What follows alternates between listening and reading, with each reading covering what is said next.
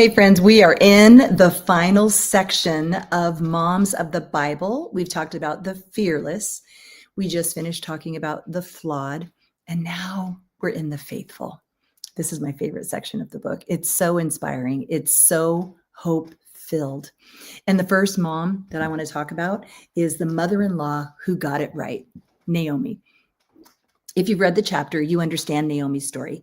Naomi, they were in a time when there was a famine in the land, and her husband, I'm going to call him El. It's Elkanah, I think, but we're going to call him El.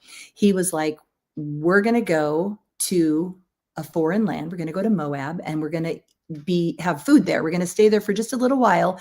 And then when we have a chance, we'll go back home. But in the meantime, we have to get out of this place because we're starving. I'm sure Naomi fought back tears. I'm sure she didn't want to leave her people. Have you ever been in Naomi's shoes? I have. On more than one occasion, my husband has picked up our family and moved us to the unknown. Right now, we live on a ranch that I have grown to love. But after the Bay Area earthquake in 1989, the economy in California plummeted.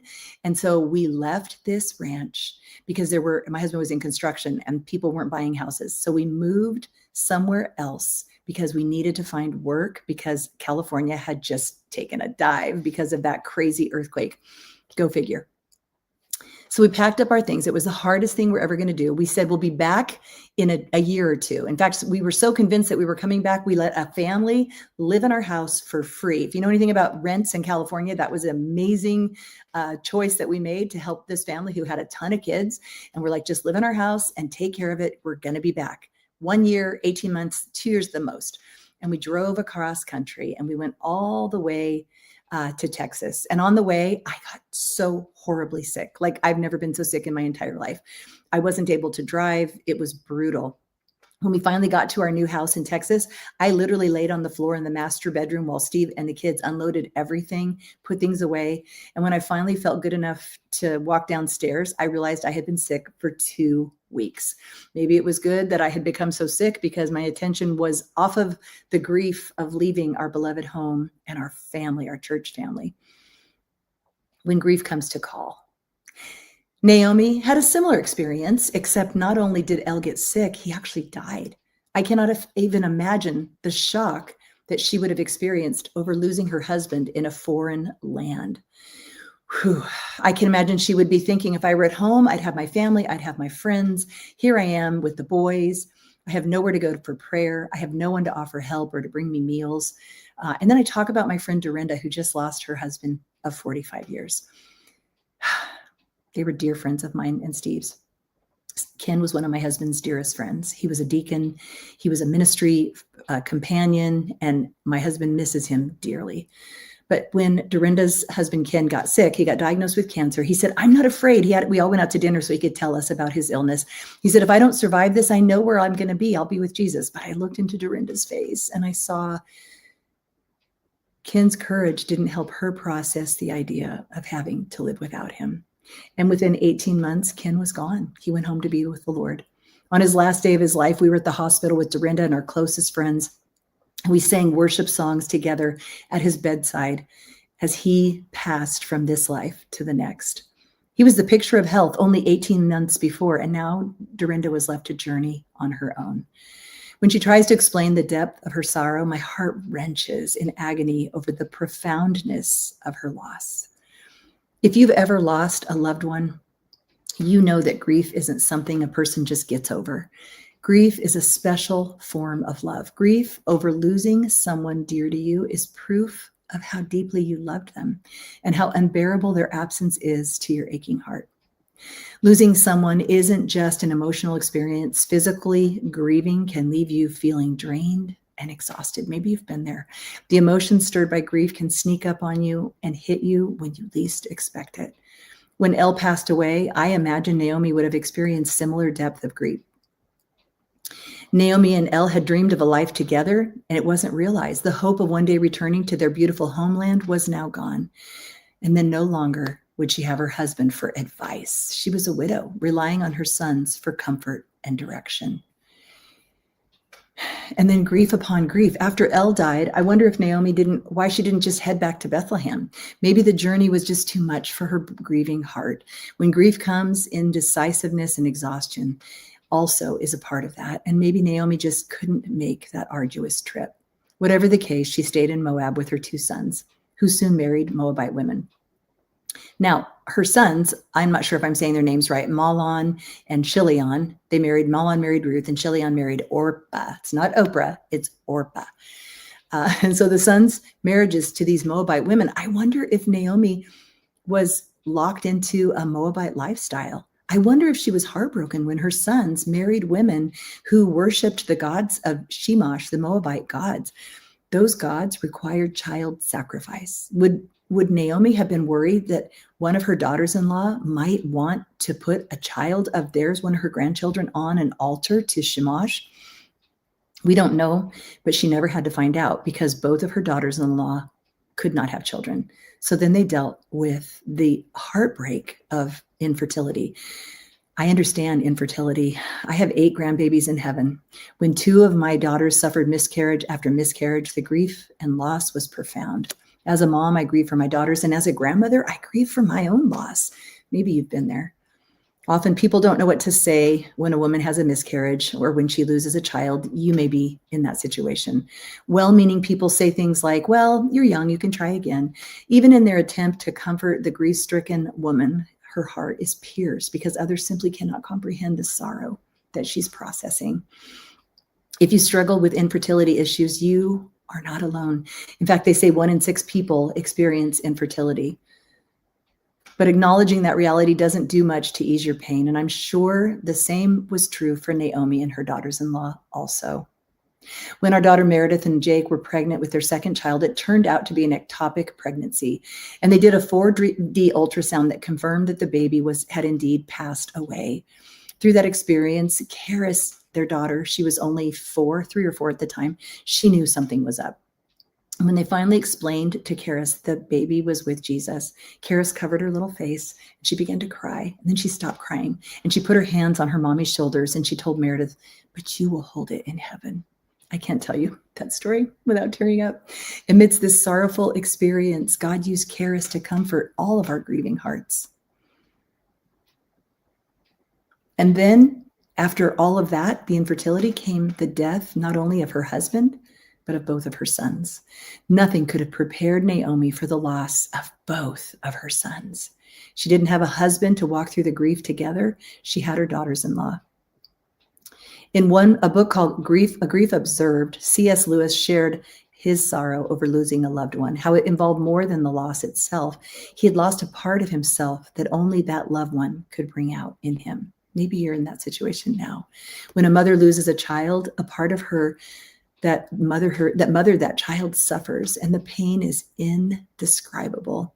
After becoming a widow and now enduring the loss of her 2 buried sons, who was she if she wasn't Elle's wife or she wasn't the boy's mother? How would she go on? I don't know how she went on. Where do you run? At some point, we see in Ruth chapter 1, 20 through 21, she appears to have harbored some bitterness because she said that God had brought calamity upon her. In verse 21, she said, the Lord has testified against me, and the Almighty has brought calamity upon me. This was her way of saying that she believed God had exercised divine judgment upon her. She believed that this was because of maybe going to live to Moab. I don't know. She called herself bitter. Naomi clearly believed that God disapproved of her, that she was discouraged and distraught. How could Naomi possibly endure another sorrow? While she was living in a foreign land, she knew it was time for her to go back to her homeland. Imagine how shocked Ruth and Orpah were when Naomi told them that she was going to go back to Bethlehem. Here's what I want you to understand. First of all, when you go through a childhood loss, I've had women who've had miscarriages after miscarriage, and they've told me secretly they think that this is because when they were a teenager, they had an abortion, that God is judging them for that. That's not what I want you to believe. God loves you. And every child that passes from your womb passes into the arms of Jesus. And one day, like Karis told Meredith, you will hold it in heaven. But the grief is still there. So Naomi decided it was time to go home. She was dismayed and she was sorrowful. And I don't know, she just said, I have to go home. When she went home, her daughters-in-law began to follow her. Your trial is sometimes what God uses to draw others to faith. Naomi and Orpah were watching, Ruth and Orpah were watching Naomi's response. Even when she thought there was no hope, she knew she had to go back to her God and to her people. In this chapter, I talk about the song, It Is Well With My Soul. Horatio Spafford, he was a successful attorney. He lost a fortune in the Chicago fire in 1871. And then when he was regaining his foothold, there was an economic downturn. And despite those challenges, 2 years later, his wife and 4 daughters decided to go on a voyage to participate in a Dwight L. Moody evangelistic campaign in England. I didn't know that. I didn't know why they were on that ship or why they were traveling. And when I read this story, I was unbelievably shocked that that's what they were going to, is a D.L. Moody campaign. Tragically, their ship collided with another and it sank in the Atlantic. Spafford's wife survived and she sent him this telegram, saved, alone. I cannot fathom Spafford's sorrow. He jumped on a ship to go be with his wife. And in the midst of his devastating loss, he penned the powerful words of the song that would become a hymn of hope for generations. It is well with my soul. Over the years, the sorrowful, sweet lyrics of that song has ministered to my own heart and to so many. How you respond to grief will unmask the genuineness of your faith. Richard Wurmbrand, who endured unimaginable torture for his faith, he said there's 2 kinds of Christians, those who sincerely believe in God and those who just as sincerely believe that they believe. You can tell them apart by their actions in decisive moments. Naomi's decisive moment was when she decided to go back home to be with God, to be with her God and to be with her people. At that point, she turned to Naomi and to Ruth. Sorry, I keep getting the names mixed up. To Ruth and to Orpah. And she said, go back to your people. Go back to your gods. I have nothing for you. And Orpah went back. But Ruth did not. She said in a covenant to her, do not urge me to leave you or return from following you. For where you go, I will go. Where you lodge, I will lodge. Your people will be my people and your God will be my God. Where you die, I will die. And there I will be buried. May the Lord do to me, and more so, if anything but death parts me from you. Ruth was making a covenant, not only to be there for Naomi for the rest of her life, but more importantly, she made a covenant that Naomi's God would now be her God. Don't miss this. This precious mother-in-law, her resolve to go back to her God amidst unimaginable sorrow, shined a bright light of hope that Ruth could not ignore. Do you understand that? Sometimes your trial is what God uses to show somebody that the only way through the trial is to press into your God. And sometimes that will be the thing that he uses to bring people to know Christ, even your children. When you're walking through the deepest sorrow that you can endure, you don't pretend to be okay. You know, a lot of people, everything, God causes all things to work together for good. I guess I shouldn't be sad. No, God wants you to cry those tears of grief. Jesus will gather them in a bottle. He weeps with you. He sees your tears. He surrounds you with others who will weep with you. But in the end, when you trust God with your grief and your sorrow and you press into him, like the Apostle Peter told Jesus, where else will we go? You have the words of eternal life.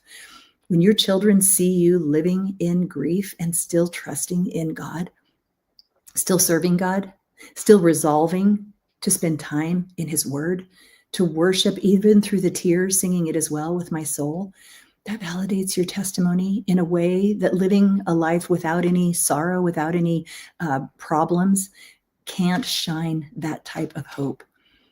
It did for Ruth. Ruth knew that's the God I want to serve. I don't want to go back to the God who demands child sacrifice. I want to go to the God of my mother-in-law. My mother-in-law was a godly woman. I took care of her one day. She had Alzheimer's and she was at my house and she was hardly speaking anymore. She never went anywhere. My father-in-law would take her to get her hair cut at a barber. She didn't wear makeup anymore. She didn't look like herself. And she kept telling me, we have to help this woman. I led her to Jesus. We have to help her. And I knew she wasn't going anywhere. She didn't lead anyone to Jesus, but like, okay, Mom. Now you have to know my mother-in-law always had someone seated at the Thanksgiving table that didn't have anywhere to go. She always wanted to tell people about Jesus. She loved Jesus. So it didn't surprise me that she thought she had led someone to Jesus. And so I took her to the restroom on that day.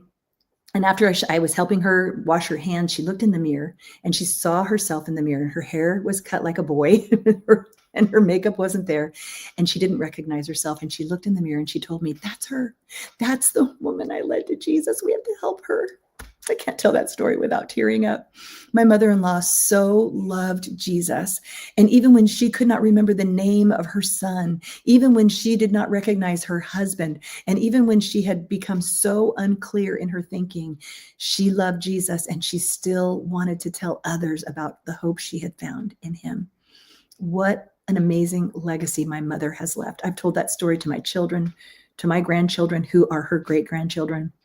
She had a plaque on her wall that said, I think C.T. Studd is the quote from C.T. Studd. That's a tongue twister.